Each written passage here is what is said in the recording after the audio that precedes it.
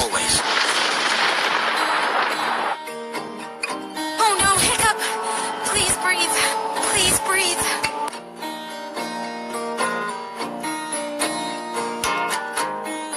May the Valkyries welcome you and lead you through Odin's great battlefield.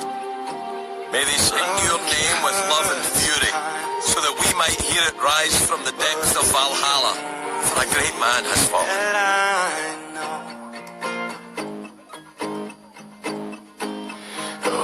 This was my father's betrothal gift. Astrid, you're a part of our family. You always have been, and I hope you always will be.